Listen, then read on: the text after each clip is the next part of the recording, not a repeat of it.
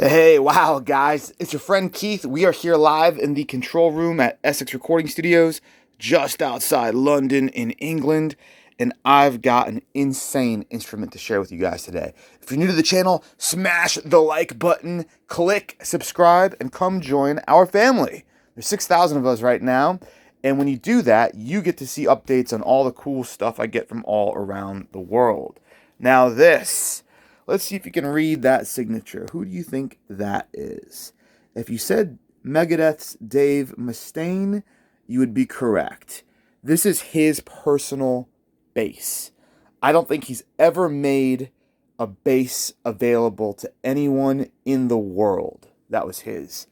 It's also signed by David Ellefson, Megadeth's bass player. The two founding members of Megadeth that still exist with the band today have signed this instrument owned by Dave Mustaine, his personal bass. It comes with a certificate of authenticity that is stamped by Reverb, and it's signed by Mr. Mustaine himself. Dean Edge Pro 4-string bass. So, when I got this, it wasn't signed by anybody. I had the certificate. You might know if you're following this channel that I rather infamously bought out Dave Mustaine's collection back in November of 2019. Well, when I did that, it got a lot of international press. There was multiple videos on YouTube with over 100,000 views. I think my video has around 50,000 views about it. It was really cool. Rolling Stone magazine talked about it, Guitar World, Guitar Player, every major metal and guitar magazine on the planet talked about this purchase. So because of that press, Dave Mustaine in an interview was like, man, that guy seems pretty cool. I like what he did. It's great that it's going to a studio. If I ever have the chance to meet him, I'd love to sign all of the instruments. Well, it just so happened that a few months later, in January 2020, January 31st, Megadeth was coming over to start playing again after they took a hiatus for Dave's cancer treatment. So they came over, they played Wembley Arena. I met with their management, with the band. We were there backstage while everything was getting set up with Five Finger Death Punch and the Bad Wolves, doing the sound checks. Got to meet all the guitar techs, the whole team. It was amazing. And Dave came in and signed all of the guitars. We brought the whole collection there, including this bass. He signed absolutely everything. He hung out with us for about, 40 minutes. We talked about a lot of old stories, talked about his Jackson guitar days, all sorts of cool stuff. You're going to see video of all of that. But I'm also going to do up-close videos of each individual instrument because a lot of you have been asking me for it. And yeah, that's the deal with this. We also have two of David Ellefson's personal Jackson signature basses that he used on this tour, that he played live and gave to us at Wembley as well. He also gave us some of his coffee and his wrist cuffs. It was awesome. And he signed those. Actually, the paint pen kind of exploded on this one, which was kind of cool. He's like, you know what? I'm just going to keep it that way. Yeah, really, really cool, guys. Now, let's talk about this bass. A lot of you will think, okay, Dave Mustaine, whatever, he's not a bass player, he's a guitarist, no big deal. They probably just gave this to him because he's endorsed by Dean, and it just was part of 100 Christmas presents he got from Dean one year. That's what I was thinking, and you would be wrong.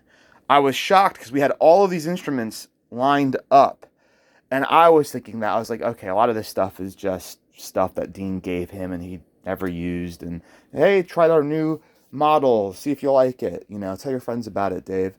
But no, when we had these all lined up, the very first instruments he went to were the ones I least expected. The first one being the banjo that was sold in this sale. I was like, there's no way he's ever touched this thing. And you know what he said? He said, wow, my banjo. I wrote a song on the last record about my wife's mother dying from cancer on that banjo. Wow. He was just kind of taken back. He just didn't realize, seeing the whole collection back in front of his face, like all these memories were coming back from all these instruments. So I was blown away. Like, these were not just stuff sitting in a band storage facility somewhere. Really cool. Now with this bass, this was his personal bass.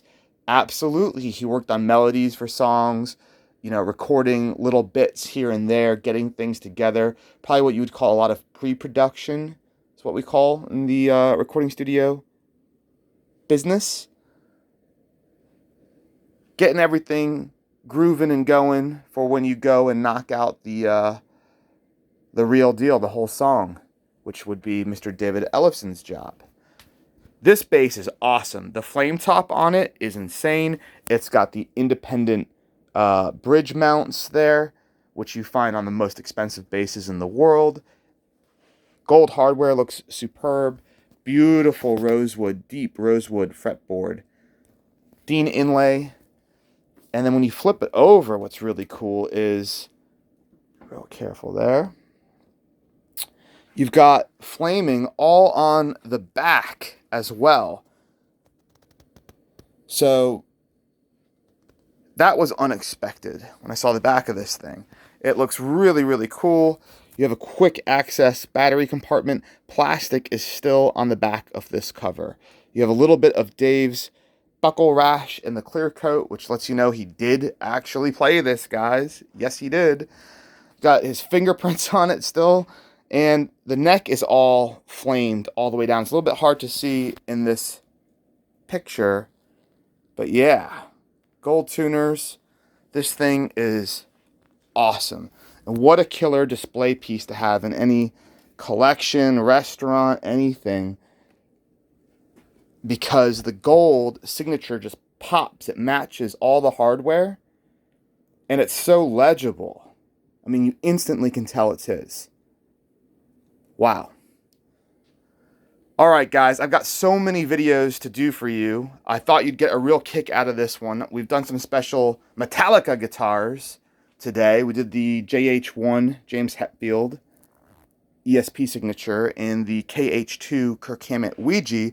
It's only appropriate that we have an original Metallica member instrument as well. Mr. Dave Mustaine, who was in briefly in 80, 81, and wrote I think a good part of the melodies in Kill 'Em All, the first record.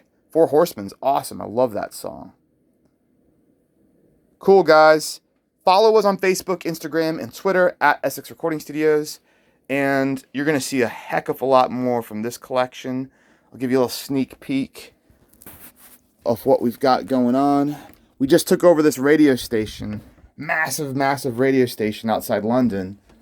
And it's coming along. We got some guitars that are going to hang out on the ceiling and on the walls. Going to do a bunch of cool, funky stuff with those. We've got, is this open? I mean, over in here, that's a Roswell Rhodes, and that signed case over there is Zakk Wylde's personal guitar he played at the London show with Zach Sabbath, celebrating 50 years of heavy metal with Black Sabbath. Boom. Office up there.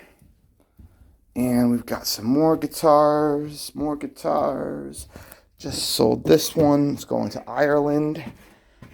Zakk Wylde Epiphone ZV. But look at all these guitars, guys. This is part of our studio's collection that you guys can record with, jam out, play, do whatever you want, buy. Everything's available for everyone to use all of the time. And there's a lot of Megadeth guitars hiding in here. So I'm going to do a lot more videos. With that being said, let me sign off. My wife's website just launched for her business. You can check that out, EssexFashionHouse.com. Give her a little like too. She's yelling at me to come home, stop doing videos, come home and let's have some Prosecco and celebrate. So that's what we're going to do. I've got some Prosecco chilling in here in the Marshall fridge. It's going to be a good night, guys. Take it easy, everybody. See you in the next video coming up shortly after this.